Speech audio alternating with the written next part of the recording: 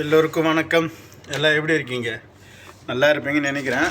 நானும் சிறப்பாக இருக்கேன்.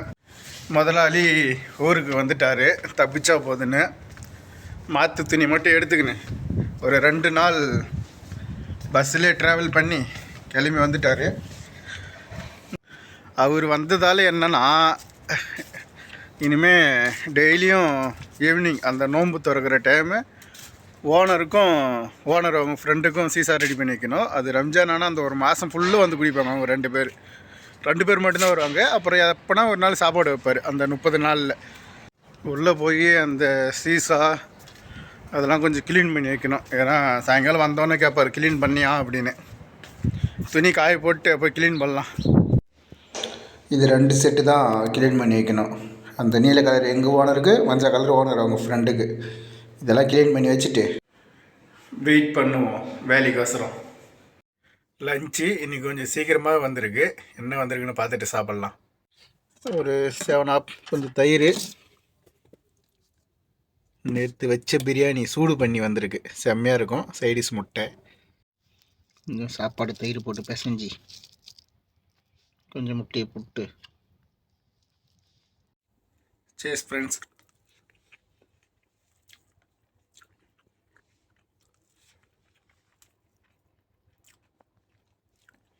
சாப்பாடு நல்லா தாங்குது, சாப்பிட்லாம். ஓனர் வந்து வண்டி சேவை வாங்கின்னு போயிட்டார். சரி, இங்கே இலந்த பழம் சீசன் ஆரம்பித்து ஒரு வாரம் ஆயிடுச்சு. ஒரு வாரம் வரைக்கும் நான் எதுவுமே பறித்து சாப்பிட்ல. அதில் இன்றைக்கி இலந்த பழம் பெரிக்கலான்ட்டு வந்திருக்கேன். என் வீட்டுக்கு முன்னாடியே இருக்குது. சும்மா ஒரு 20 அடி நடந்து வந்தனா போதும். இலந்த பழம் 1 2 3 4 5 6 மரம் இருக்குது. 6 மரத்துலேயும் நல்ல காய், நல்ல அறுவடை, நல்லா காய்ச்சிருக்குது பாருங்கள். இந்த ஒரு கொலையிலே எவ்வளோ காய் பாருங்க. கொஞ்சமாக தான் பறித்தேன்.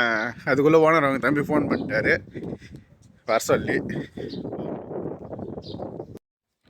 அந்த இலந்த பழம் பறிச்சுன்னு போது ஓனர் அவங்க தம்பி எதுக்கு ஃபோன் பண்ணி வர சொன்னார்னா, இந்த ரூம்பு ஃபுல்லும் க்ளீன் பண்ணுறதுக்குன்னா துணி வச்சு இது கிளாஸ் கிளீனர்னு அந்த ஸ்ப்ரே அடிக்கிறது வரையுமே அதை வச்சு ஃபுல்லும் க்ளீன் பண்ண சொன்னார்.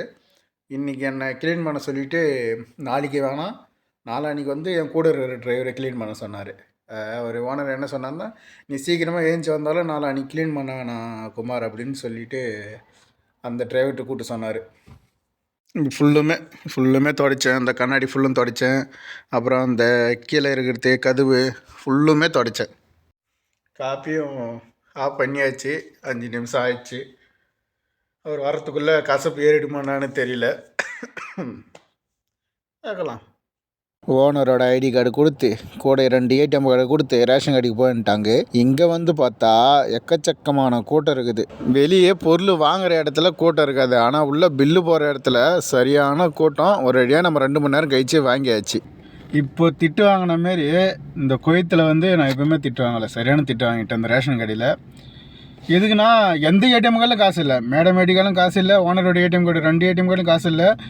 சரியான கூட்டம் அலை மோதுது இந்த பொருள் வாங்குறதுக்கு. நோம்பு டைம் வர, அது இல்லாமல் இந்த போர் டைம் வர, எல்லா பொருளும் முக்கால்வாசியான பொருள் காலி ஆகிப்போச்சு ரேஷன் கார்டில். அப்படி இருந்தும் இதில் வர ஓனர் அவங்க தம்பியோட கார்டும் இதில் ஒரு பொருள் வாங்குறதுக்கு செக் பண்ண சொன்னாங்க. அது வந்து இங்கே தைமால் வாங்க மாட்டாங்களாம். அவங்க வந்து நசீமில் இருக்குதான் அவங்களுக்கான ரேஷன் கார்டை.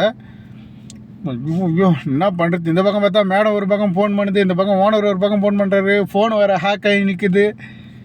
அப்பா எப்படியோ பே பண்ணிட்டேன். மொத்த பில்லு 37 தினார் 175 ஃபில்ஸ். நம்பர் காசுக்கு எவ்வளோன்னு கணக்கு பண்ணி சைடில் போடுறேன். இந்த பொருளை எடுத்து போய் வைக்கணும்.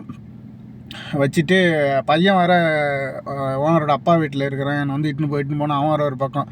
இந்த கார் வந்து என் கூட இருக்கிறவங்க காரு, என்னுடைய கார் வந்து ஓனர் எடுத்துன்னு போயிட்டார். ஃபஸ்ட்டு இந்த பொருள் எடுத்துன்னு போய் வைப்போம். எனக்கு அந்த இடத்துல மூஞ்சில் ஈயாடல. அந்த கடையில் பில்லு போடுறவங்க திட்டினா கூட பரவாயில்ல, பின்னாடி நிற்கிற 40 ஆரையும் பிடிச்சி திட்டுறாங்க. என் வீட்டுக்கு வாங்கின்னு போகிற மாரி. சிறப்பாக இன்றைக்கான வேலை முடிஞ்சிருச்சு. வேலை அந்த அளவுக்கு இல்லை, கொஞ்சம் கம்மி தான். உங்கள் கூட ஒரு முக்கியமான விஷயம் ஷேர் பண்ணிங்கன்னா, இப்போ இந்த குவைத்து இல்லாத சுற்றி உள்ள பகுதியெல்லாம் அந்த போர் நடக்கிறதால அப்பப்போ வந்து இந்த ஏவுகணைகள் வெடிக்கிற சத்தம், அது இல்லாமல் இந்த ஆடுற சத்தம், அதுமாரி சத்தம் வரும்போது யாரும் இந்த வீடியோ பிடிச்சி சோசியல் மீடியாவில் போகிறதோ இல்லை வந்து மற்றவங்களுக்கு பயமுறுத்துகிற மாரி அது வந்து பொதுவெளியில் போடுறதோ அதெல்லாம் வேணாம், அது யாரையும் என்னது பயமுடுத்தாதுங்க அப்படின்ட்டு இந்த குவைத் கவர்மெண்ட் வந்து கேட்டுருக்குது. அதனால் யாருன்னா அது ஸ்டேட்டஸ்க்கொசரம் வைக்கிறேன் அதுக்கொசரம் வைக்கிறேன்னு யாரையும் பயமுத்துற மாரி அதுமாரிலாம் வைக்காதுங்க. அதெல்லாம் எந்த பிரச்சனையும் வராதான். கொஞ்சம் அந்த எச்சரிக்கை மணி அடித்தா கொஞ்சம் கவனமாக இருக்குன்னு மட்டும் சொல்லியிருக்குது. நம்ம அதுமாரி வீடியோ போகிறதெல்லாம் நம்ம ஊரில் இருக்கிறவங்களும் கொஞ்சம் பயப்படுறாங்க. அதெல்லாம் ஒன்றும் ஆகாதே, எல்லாம் நல்லபடியாக இருப்போம். சரி ஃப்ரெண்ட்ஸ், நாளைக்கு வேலை எப்படி வருதுன்னு பார்ப்போம். நாளைக்கு வீடியோவில் சந்திக்கிறேன். பாய்.